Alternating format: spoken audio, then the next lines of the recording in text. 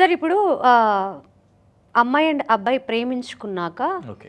ఆ అబ్బాయి కోసం అమ్మాయి ఇంట్లో నుంచి వచ్చేసింది. రైట్. అలాంటప్పుడు అంటే అమ్మాయి పేరెంట్స్ ఏం చేస్తారంటే బ్లేమ్ మొత్తం అబ్బాయి మీద వేసేస్తారు. అవునండి. సో ఇలాంటి టైంలో ఈ సిచ్యువేషన్ ఎట్లా హ్యాండిల్ చేస్తారు?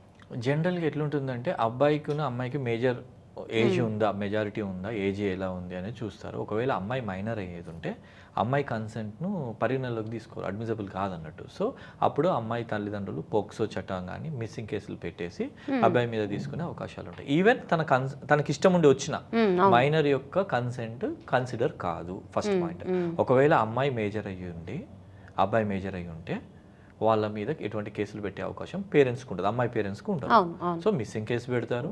తర్వాత పోలీసులు ఏం చేస్తారు, ఇద్దరు పోలీస్ స్టేషన్కి తీసుకురావడం జరుగుతుంది.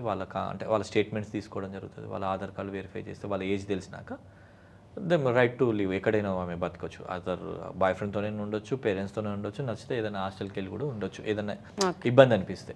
సో మేజర్ అమ్మాయి మేజరా కాదా అనేది ఒకటి పోలీసులు చెక్ చేస్తారు. ఓకే.